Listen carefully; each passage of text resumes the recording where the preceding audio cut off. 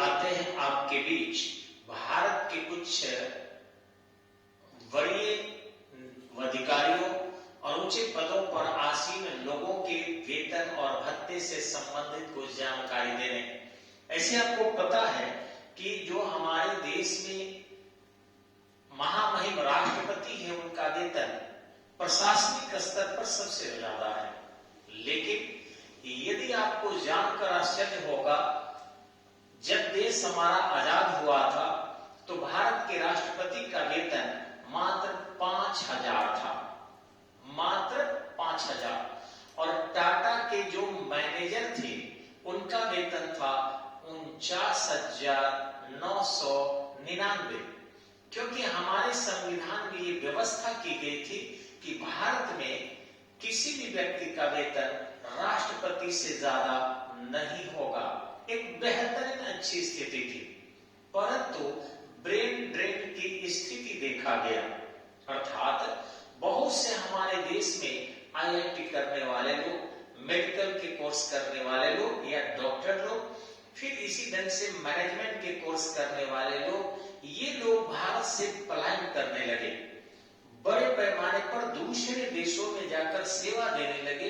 क्योंकि कुछ परिवार में पैसे की आवश्यकता बहुत जरूरी होती है, वो राष्ट्र सेवा को भी महत्व देते हैं, परंतु अपने आवश्यकता की पूर्ति के लिए उन्हें अधिक से अधिक पैसे की आवश्यकता होती है, और वैसी स्थिति में उन्हें राष्ट्र के खिलाफ नहीं कहा जा सकता।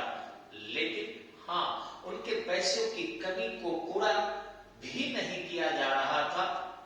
ऐसी स्थिति में हमारे बहुत से नौजवान, बहुत से ब्रिलियंट माइंड दूसरे देशों में जाकर और सेवा करने के कार्य कर रहे थे।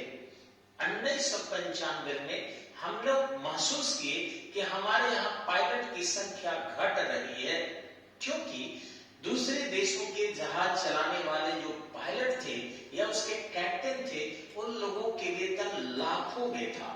लेकिन हमारे यहाँ राष्ट्रपति से कम वेतन होने के विधान के अंतर्गत उनके वेतन कम हुआ करते थे। 1995 तक भारत के राष्ट्रपति का वेतन 50,000 रुपया मासिक हो गया। इसके बावजूद भी हमारे यहाँ, हमारे जो देश में कुछ इंजीनियर थे, कुछ डॉक्टर थे, उनके वेतन 49,999 रुपये तक दिया जाता था, लेकिन वे सेटिस्फाइड नहीं थे। तत्कालीन प्रधानमंत्री पीवी नरसिम्हा राव और वित्त मंत्री मनमोहन सिंह ने इसमें परिवर्तन लाया और उन्होंने स्पष्ट किया कि भारत के राष्ट्रपति के वेतन सुनिश्चित संसद तय करेगी, लेकिन अन्य लोगों के वेतन में किसी प्रकार का कोई व्यवधान सरकार नहीं करेगी, चाहे वो निजी सेक्टर के हो या सरकारी क्षेत्र में भी अगर जरूरत हो तो उससे ज्यादा वेतन दिया जा सकता है। वर्तमान में हमारे राष्ट्रपति का वेतन काफी फ्रूटफुल है, 5 लाख रुपया मासिक है। लेकिन ध्यान रखेंगे, वेतन की मद में ये काफी कम दिखता होगा कि मात्र 5 लाख रुपया हमारे राष्ट्रपति का मासिक वेतन है, जबकि आज मैनेजमेंट सेक्टर में काम करने वाले लोगों को इससे ज्यादा वेतन है। आप सुनकर आश्चर्य करेंगे कि मुकेश अंबानी एक बहुत बड़े उद्योगपति है, लेकिन वो अमेरिका के संयुक्त बैंक, जिसको federal bank of America, federal bank of America कहा जाता है, उसके वो चीफ मैनेजिंग डायरेक्टर है।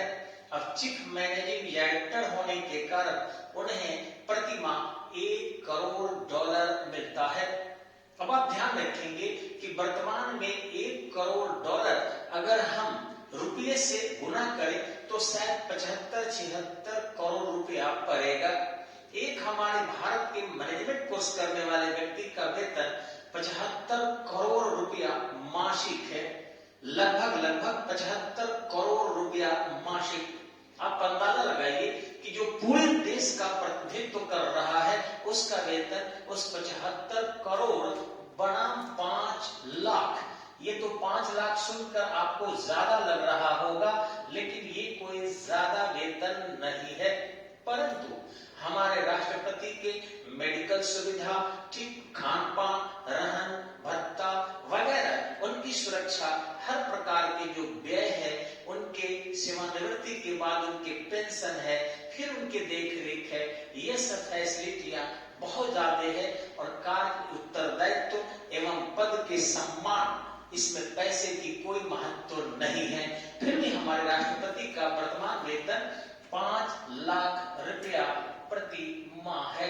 ध्यान रखेंगे, हमारे राष्ट्रपति जब सेवानिवृत्त होते हैं तो कोई लाभ का पद धारण नहीं कर सकते। ऐसी स्थिति में उन्हें 2.5 लाख रुपया प्रति माह पेंशन दिया जाता है और साथ में समस्त सुविधाएं उनको दी जाती है।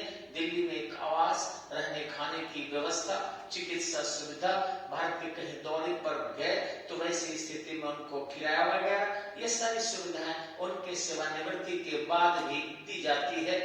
आगे देखेंगे आप कि भारत के उपराष्ट्रपति का, हमने यहाँ पर भारत के उपराष्ट्रपति का वेतन आपको दिखाया है, यानी लिखा है 4 लाख रुपया मासिक।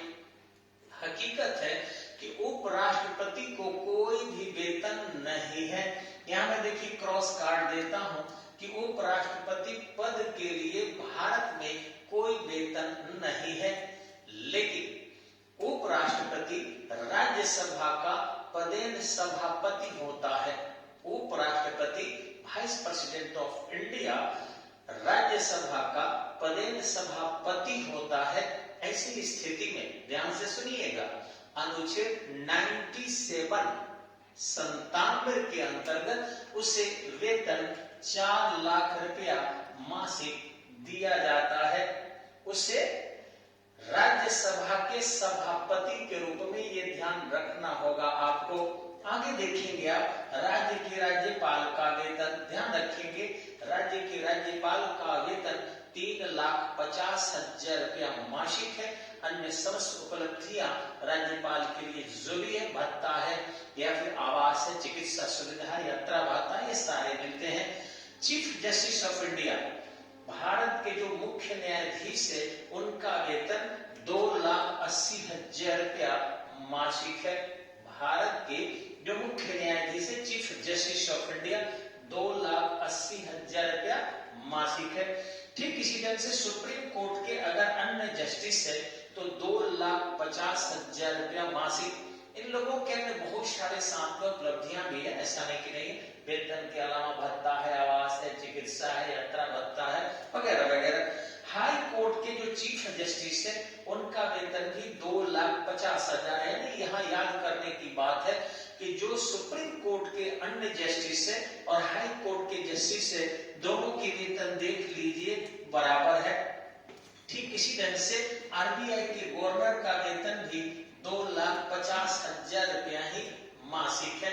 रिजर्व बैंक ऑफ इंडिया के गवर्नर का वेतन, हम लोग बच्चे थे सोचते थे कि रिजर्व बैंक ऑफ इंडिया के जो गवर्नर है उनके पास बहुत पैसे हैं और वही साइन करते हैं तो सबके मालिक है, लेकिन ऐसी कुछ भी बात नहीं है। उनको भी हाथ झाड़ के पूरी तरह हटना पड़ता है।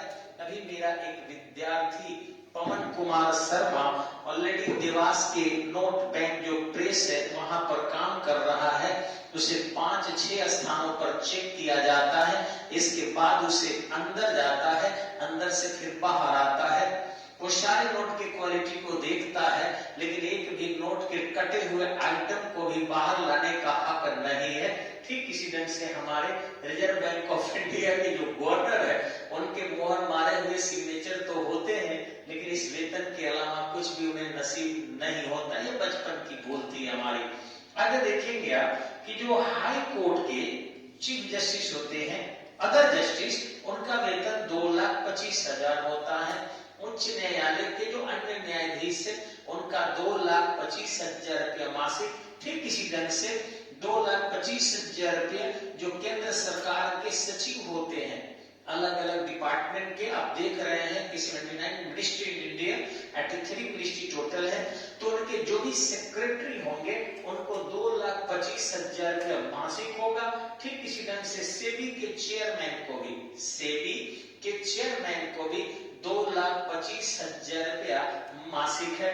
लेकिन अगर संसद सदस्य देख ले, यहाँ ध्यान देने की बात है, संसद सदस्य देख ले तो उनका वेतन 1 लाख रुपया मासिक है और इस कोरोना में 30% जो डिक्रीज किया गया है समस्त केंद्रीय अधिकारियों के, उनमें जो है उनके वेतन 70,000 रुपया मासिक हो गया है। टोटल फैसिलिटी अगर देखें उनका तो 2,91,833 रुपया एक संसद सदस्य को बहुत सारी चीजें हैं उनमें उन्हें दिया जाता है प्रतिमाह 2,91,833 रुपया। लेकिन ये कोई रकम उनके लिए नहीं है। आप समझते होंगे बाप रे इतना ज्यादा उनको वेतन मिलता है, शायद आपको नहीं पता। एक छोटे छोटे ओकेजनों में आखिर इतने शहद क्यों मंडराते हैं, मधुमक्खियां क्यों मंडराती है? क्योंकि वहां फूल का बाग है, वहां से उन्हें सुगंध मिलता है। नेताओं के पीछे इतने लोग क्यों घूमते हैं शायद आपको नहीं पता है। वो कहीं न कहीं से संसाधन की व्यवस्था करके अपने लोगों को सेटिस्फाइड करते हैं और तभी जाकर उनके पीछे इतने घूमते हैं चमचे और बेलचे जो आपका जान भी ले सकते हैं। हम लोग इस समाज के लिए बहुत अच्छा कर रहे हैं और देश के कानून और नियमों के अंतर्गत देखा जाए तो बहुत ज्यादा सेवा समाज के लिए हम लोग करते हैं। इसके बावजूद भी हम लोगों के आसपास कोई क्यों नहीं फटकता? क्योंकि हम लोग नहीं देते हैं। तो ये 70,000 से उनके पास मट्टा की तरह मेला नहीं लगेगा और उतने ज्यादा वो चुनाव के दौरान अब व्यय नहीं करेंगे। आप खुद समझदार है। ये बाकी जितने लोग हैं ये हो सकता है कि अपने वेतन से ही सेटिस्फाइड हो जाए, लेकिन ये अपने वेतन को किस स्तर तक समझते हैं आप जान सकते हैं। पूरी वागडोर इनके अंदर है। यानी भारत की जो संचित निधि है आपके अनुच्छेद 266 के अंतर्गत, जिससे जितने भी देश के राजस्व से प्राप्त किया जाता है वह सब केंद्रीय संचित निधि में जाती है। वहीं से बाद में जो है 280 के अंतर्गत वित्त आयोग निर्धारित करता है कि राज्य का हिस्सा किस आधार पर दिया जाए और केंद्र का किस आधार पर हो। ये डेविएशन करता है और इस तरीके से समस्त केंद्रीय कर्मचारियों का वेतन केंद्र के संचित निधि से दिया जाता है। इसी ढंग से राज्य के समस्त कर्मचारियों के वेतन एवं भत्ते राज्य के संचित निधि से दिए जाते हैं। तो अगले वीडियो का आप इंतजार कीजिए, सब्सक्राइब कीजिए। बड़ी जल्द ही आपके सामने एक से बेहतर वीडियो आएंगे। धन्यवाद, नमस्कार, जय हिंद।